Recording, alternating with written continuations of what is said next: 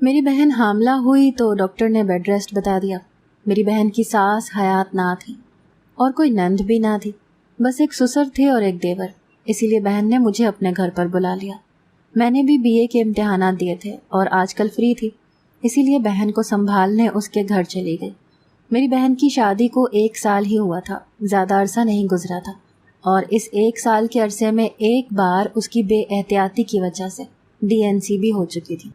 اسی لیے اس بار ڈاکٹر نے بہت زیادہ احتیاط کا بتایا تھا کہ اسے کمرے سے باہر تک نکلنے کی اجازت نہ دی تھی۔ میں ان کے گھر آ گئی۔ میرے بہنوئی بڑے خوش مزاج قسم کے انسان تھے، ہمیشہ میرے ساتھ ان کا رویہ بڑے بھائیوں جیسا ہی رہا تھا۔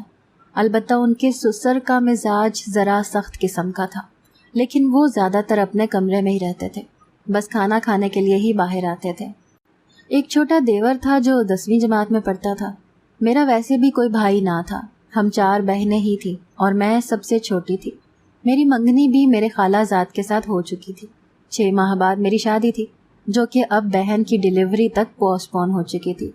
مجھے 9 ماہ تک اپنی بہن کے ساتھ ہی رہنا تھا۔ میں نے کچن کی ساری ذمہ داری سنبھال لی تھی۔ میرے بہنوئی اعجاز بھائی صبح ہی ناشتہ کر کے آفس چلے جاتے تھے، بہن کے سسر اپنے کمرے میں چلے جاتے تھے۔ میں دوپہر کا کھانا کھا کر سو جاتی تھی۔ میں دوپہر کی روٹیاں بنا رہی تھی جب کسی نے مجھے عقب سے ڈرایا تھا۔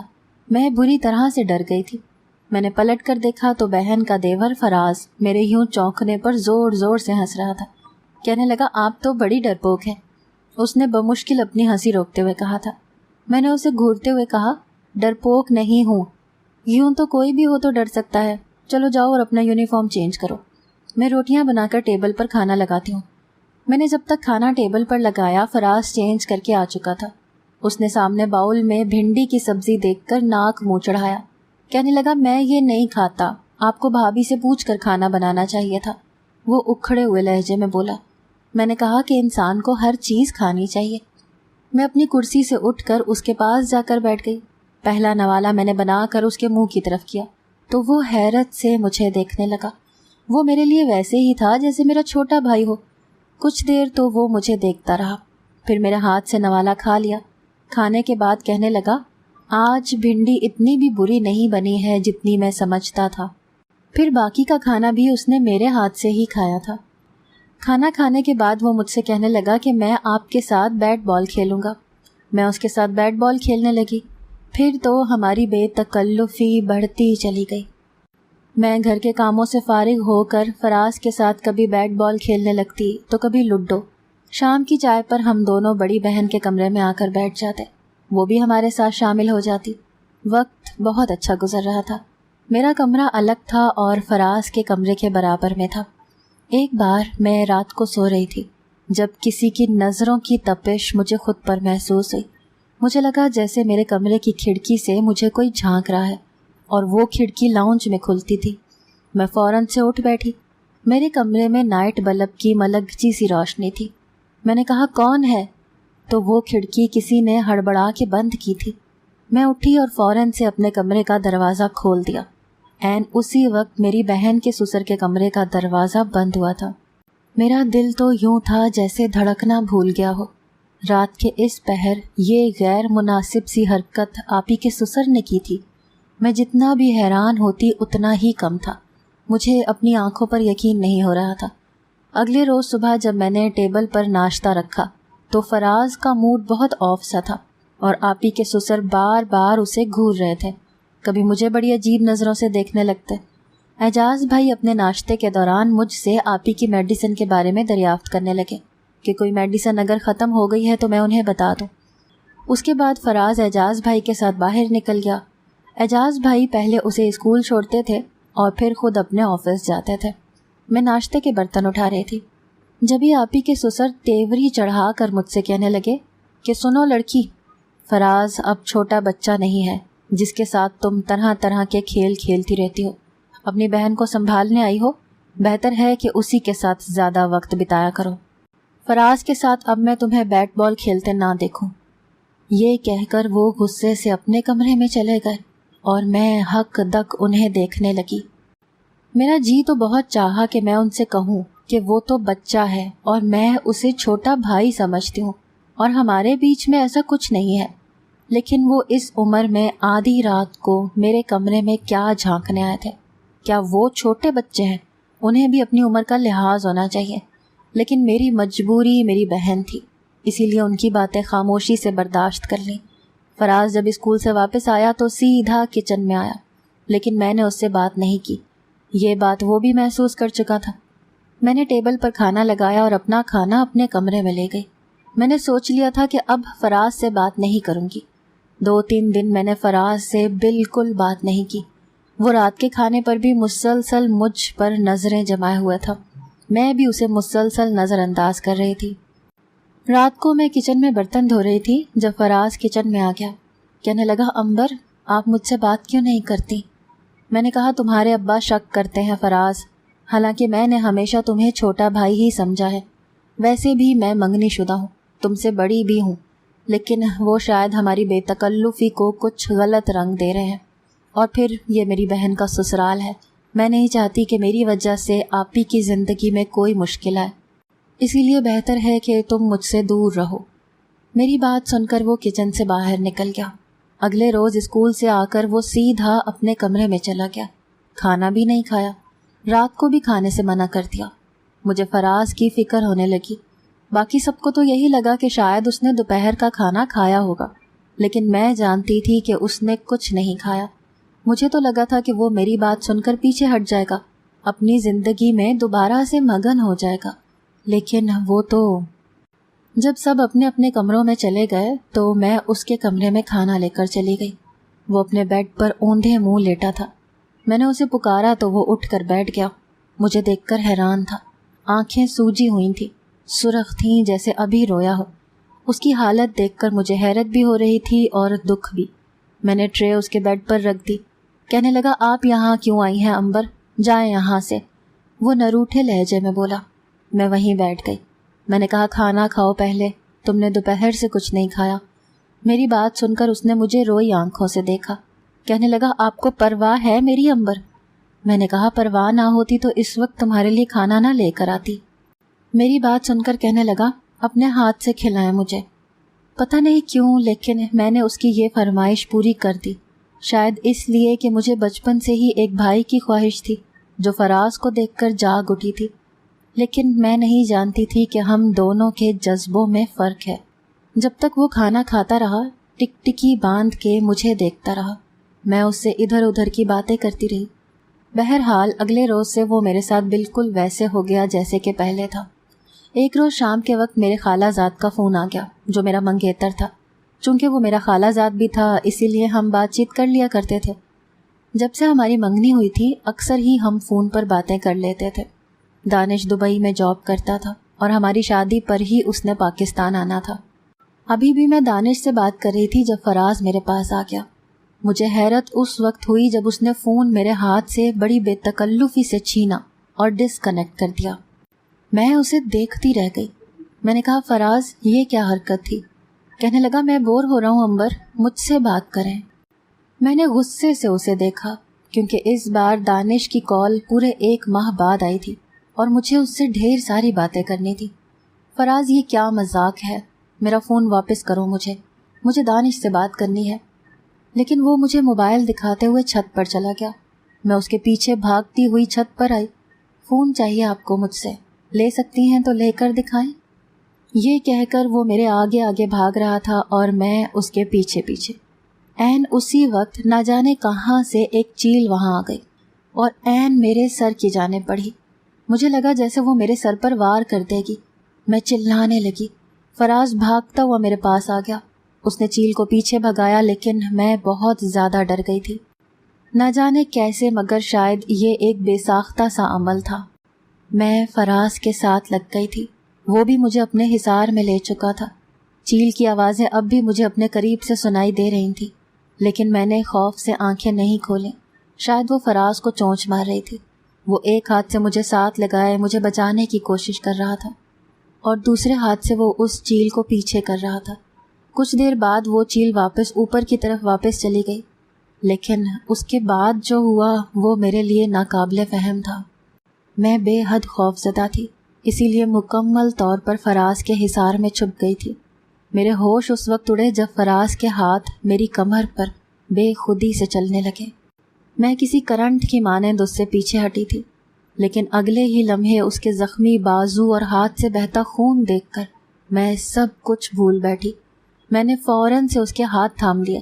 میں نے کہا، کیا اس چیل نے تمہیں زخمی کیا ہے؟ کہنے لگا، ہاں۔ میں اسے چھت سے نیچے لے آئی، اس کے زخموں کو ڈیٹول سے صاف کرنے لگی۔ وہ کہنے لگا، شاید اس چیل کی نظر آپ کے کانوں میں پہنے سونے کے جھمکوں پر تھی اور وہ اسی لیے آپ کے پاس آئی تھی، کیونکہ میں نے سنا ہے کہ چیل کے بچے سونے کو دیکھ کر آنکھیں کھولتے ہیں۔ وہ میری طرف دیکھ کر مجھے بتانے لگا۔ مجھے کچھ افسوس سا بھی ہو رہا تھا کہ میری وجہ سے اس کے ہاتھ اور بازو پر کافی زخم لگ چکے تھے۔ میں نے کہا، میری وجہ سے تمہیں بہت چوٹیں لگ گئی۔ کہنے لگا، کوئی بات نہیں، مجھے تو اس بات کی خوشی ہے کہ آپ کو کوئی نقصان نہیں ہوا۔ پھر کہنے لگا، امبر، اگر میری جگہ دانش ہوتا تو کیا وہ بھی آپ کو یوں ہی پروٹیکٹ کرتا؟ تو میں نے کہا، ہاں، ظاہر ہے وہ مجھ سے بہت محبت کرتا ہے۔ میں اس کے زخموں پر دوا لگا چکی تھی، اسی لیے میں اٹھ کر جانے لگی تو فراز کہنے لگا، محبت تو میں بھی آپ سے بہت کرتا ہوں امبر۔ میں نے مسکرا کر اس کے سر کے بالوں پر ہاتھ پھیرا۔ ہاں، میں جانتی ہوں کہ تم مجھ سے بہت محبت کرتے ہو، میں بھی تم سے بہت پیار کرتی ہوں۔ میں اسے بھائی کے حوالے سے یہ بات کہہ رہی تھی۔ وہ کہنے لگا، دانش سے زیادہ؟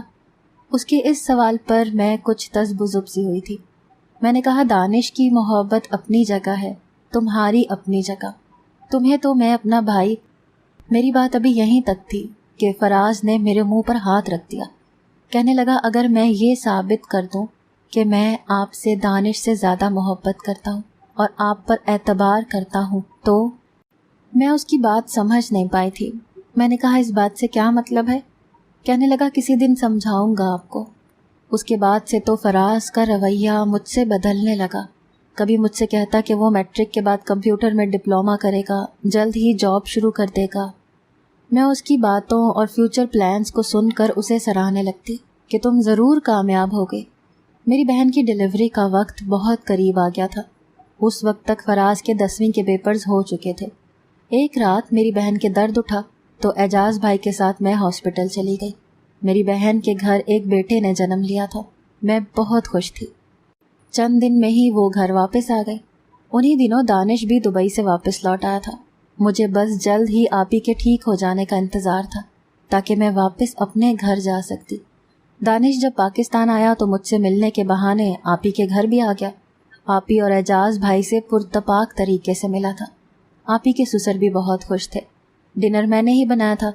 سب لوگ کھانا کھا رہے تھے مگر فراز وہاں موجود نہیں تھا۔ جانے سے پہلے دانش یہ بات کہہ کر گیا تھا کہ وہ اس بار شادی کے ارادے سے آیا ہے۔ نہ چاہتے ہوئے بھی شرم سے میری آنکھیں جھک گئی تھیں۔ دانش جا چکا تھا اور میرا دل اب آپی کے گھر میں نہیں لگ رہا تھا۔ میں نے جیسے تیسے 40 دن بہن کے پورے کروائے اور پھر اپنے گھر جانے کی اجازت مانگی۔ اعجاز بھائی نے تحفے میں مجھے سونے کی چین دی تھی۔ کہنے لگے، تم نے میری بیوی کی بہت خدمت کی ہے۔ جب ابو مجھے لینے آئے تو سبھی مجھے رخصت کرنے مین گیٹ تک آئے تھے، لیکن فراز وہاں بھی نہیں تھا۔ میں خود ہی اس سے ملنے اس کے کمرے میں چلی گئی۔ کمرے میں گھپ اندھیرا تھا۔ میں نے لائٹ جلائی تو فراز نے جھٹ سے آنکھیں بند کر لیں۔ وہ جاگ رہا تھا، سونے کا ڈرامہ کیوں کر رہا تھا اور مجھے الوداع کہنے باہر کیوں نہیں آیا تھا؟ میں اس کے پاس آ گئی۔ میں نے کہا، فراز، میں جانتی ہوں تم سوئے نہیں ہو، جاگ رہے ہو، اسی لیے اٹھ کر بیٹھو، میں جا رہی ہوں اور تم مجھ سے ملنے تک نہیں آئے۔ کتنے افسوس کی بات ہے، کتنا اچھا وقت گزارا ہے ہم نے ایک ساتھ، اور تم؟ فراز کی آنکھوں سے گرتے آنسو دیکھ کر میں تو اپنی بات بھول گئی۔ وہ رو رہا تھا، مگر کیوں؟ شاید میرے جانے پر اداس تھا۔ فراز، میں نے دھیرے سے اسے پکارا تو وہ اٹھ گیا، میرے مقابل کھڑا ہو گیا۔ اگلے ہی لمحے میرے ساتھ لگ کر پھوٹ پھوٹ کر رونے لگا۔ کہنے لگا، امبر، مجھے چھوڑ کر مت جائیں پلیز۔ میں فوراً سے اس سے پیچھے ہٹی۔ میری آنکھیں بھی نم تھیں کیونکہ فراز کو میں نے بھائی ہی سمجھا تھا۔ میں نے اس کے آنسو پونچھے اور کہا کہ مجھے جانا تو تھا نا فراز، آج نہ بھی جاتی، چند دن بعد چلی جاتی۔ میری بات سن کر وہ کہنے لگا، کاش کہ میں آپ کو ہمیشہ اپنے پاس رکھ سکتا۔ میں نے پیار سے اس کے چہرے پر تھپکی لگائی۔ میں نے کہا، یہ ممکن نہیں ہے، اب تو تم مجھے رخصت کرنے آنا، بس 15 دن بعد میری دانش سے شادی ہو رہی ہے۔ یہ کہہ کر میں وہاں سے چلی گئی۔ 15 दिन बड़ी तेजी से गुजरे थे। मेरी मेहंदी के फंक्शन पर जब फराज आया तो मैं उसे देखकर हैरान रह गई। शेव बड़ी हुई थी, चेहरा बुझा बुझा सा था। मुझे देखकर बस दूर से ही मुस्कुराया था, मेरे पास नहीं आया था। मैंने भी ज़्यादा तवज्जो नहीं दी थी। दानिश मेरे बराबर में बैठे मेरे कान में मीठी मीठी सरगोशियाँ कर रहे थे। ये वक्त एक लड़की के लिए हवा में परवास करने का होता है। मुझे भी आजकल बस दानिश की फिक्र थी। फिर शादी के बाद मैंने दानिश के साथ दुबई चले जाना था। शादी का दिन भी आन पहुंचा। दुल्हन के रूप में जो भी मुझे देखता मेरी नज़र उतारने लगता। बारात के आते ही निकाह का शोर शुरू हुआ। मैं कमरे में बैठी हुई थी जब अब्बू और एजाज भाई की मौजूदगी में मुझसे इजाबो कबूल करवाया गया था। फिर एजाज भाई मेरे सर पर प्यार देते हुए, दुआएं देते हुए बाहर चले गए। बस कुछ ही देर में मैं दानिश की होने वाली थी, लेकिन ये वक्त तो मेरे लिए तवील ही होने लगा था। फिर बाहर से एक हंगामा आराई की आवाज़ें बुलंद होने लगी। दानिश की आवाज़ सबसे ज़्यादा बुलंद थी। आपी जो मेरे बराबर में बैठी थी उठकर मेरे कमरे से बाहर निकल गई। मैं खुद परेशान हो गई थी। बाहर ना जाने किस बात पर बहस हो रही थी, लेकिन मेरा दिल बेहद बेचैन सा हो गया था। मैं भी धीरे धीरे कदम उठाती बाहर आ गई। बाहर आई तो दानिश और खाला खालू गुस्से से बिफरे खड़े थे, हाथ में चंद कागज़ पकड़े हुए थे। मेरे माँ बाप रो रहे थे, किसी बात की नफ़ी कर रहे थे। हमारी बच्ची ऐसी नहीं है, ये झूठी रिपोर्ट है, मेरे वालिद रोते हुए कह रहे थे। खालू मुझे ये बताएं कि कोई क्यों झूठी रिपोर्ट्स ऐसे मौके पर भेज सकता है। बहरहाल मैं अंबर से निकाह उसी वक्त करूँगा जब वो अपनी पाक दामनी का सबूत मुझे पेश करेगी। ये सुनकर मेरा दिमाग चकरा कर रह गया था। मुझे देखकर दानिश मेरे पास आ गया, कहने लगा मेरी मोहब्बत का अच्छा सिला दिया है तुमने। तुम अपने वजूद में किसी और का गुनाह पाल कर उसे मेरा नाम देना चाहती थी। दानिश की बात सुनकर मैं गिरते गिरते बची थी। वो ये क्या कह रहा था? फिर एक तरफ इशारा किया जहाँ एक लेडी डॉक्टर खड़ी थी। वो डॉक्टर मेरे ही मोहल्ले के क्लिनिक की थी, जिसके पास मैं चंद दिन पहले गई थी। क्योंकि शादी के कामों की वजह से उजलत में कुछ उल्टा सीधा खाने से मेरा मैदा डिस्टर्ब हो गया था, इसीलिए मैं डॉक्टर के पास चली गई थी। उसने मेरे चंद टेस्ट भी लिए थे। उसकी मेडिसिन से काफ़ी बेहतर हो चुकी थी, लेकिन इस वक्त वो यहाँ क्या कर रही थी? दानिश मुझसे पूछने लगा कि क्या मैं इस लेडी डॉक्टर को जानती हूँ। मैंने कहा हाँ, मैं चंद दिन पहले ही इनके पास गई थी। कहने लगा क्यों गई थी? मैंने कहा मुझे उल्टी हो रही थी। लेकिन हुआ क्या है दानिश? मेरी बात सुनकर दानिश मेरे वालिद के पास आ गया। और भी कोई गवाही चाहिए आपको खालू? मेरी वालिदा मेरे पास आ गई, मुझे कोसने लगी, कहने लगी किसका पाप तुमने अपनी कोख में पाला है, ये क्या कर दिया तुमने अंबर? ये सुनकर मेरे होश उड़ गए। मैं सारी बात अब समझी थी। मैंने कहा अम्मी ऐसा कुछ नहीं है, मैंने ऐसा कुछ नहीं किया। वो लेडी डॉक्टर कहने लगी कि ये लड़की हामला है, ये मेरे पास इलाज के लिए आई थी। मैंने इसके टेस्ट लिए हैं जिनसे ये साबित होता है कि ये हामला है। दानिश कहने लगा अब कोई भी शक और शुबे की गुंजाइश नहीं रही, इसीलिए मैं ये निकाह हरगिज़ नहीं करूँगा। ये सुनकर मैं चक्कर खा गई थी। मैंने कहा ये झूठ है, मैंने कोई भी गुनाह नहीं किया, ये लेडी डॉक्टर झूठ बोल रही है। वो लेडी डॉक्टर कहने लगी कि आप कहीं और से जाकर टेस्ट करवा लें, अगर ये झूठ हुआ तो बेशक मुझे जेल भेज दीजिएगा। मैं रोने लगी। खाला और दानिश से कहने लगी कि मैंने ऐसा कुछ नहीं किया, लेकिन दानिश कहने लगा कि उसे मेरी किसी बात पर भरोसा नहीं है और वो मुझे कभी भी नहीं अपनाएगा। मैं दानिश की मिन्नत समाजत करती रही, लेकिन वो जा चुका था। मेरे वालिद के सीने में दर्द उठने लगा। फ़ौरन से एजाज भाई उन्हें हॉस्पिटल ले गए। मेरी वजह से मेरे वालिद को हार्ट अटैक हुआ था। मेरे वालिद कहने लगे कि मेरी बेटी बेकसूर है, मगर अब कोई भी इसे नहीं अपनाएगा। मैं नहीं जानती कि बात क्या हुई थी, लेकिन मुझसे ये कहा गया कि मेरा निकाह अभी होगा, वो भी फराज से। एजाज भाई ये चाहते हैं और मैं इस निकाह से इनकार ना करूं, क्योंकि मेरे वालिद की हालत बहुत नाजुक है। मैं कैसे उस शख्स से निकाह कर सकती थी जिसे मैंने आज तक भाई की नज़र से देखा था? ना सिर्फ देखा था बल्कि भाई समझा भी था। लेकिन मेरे वालिद उस वक्त जिस हालत में थे, मैं इनकार नहीं कर सकती थी, इसीलिए मैंने निकाह कर लिया। مجھے لگا جیسے یہ نکاح میری وقتی مجبوری تھی فراز کی بھی ہوگی۔ میں روتے دھوتے رخصت ہو کر اپنی بہن کے سسرال پہنچی تھی۔ میری بہن کے چہرے پر میرے لیے ناگواری سی تھی، شاید وہ بھی مجھے ہی غلط سمجھ رہی تھی۔ ان کے سسر بھی خاصے برہم تھے، وہ بھی اپنے گھر میں داخل ہوتے ہی اپنے کمرے میں چلے گئے۔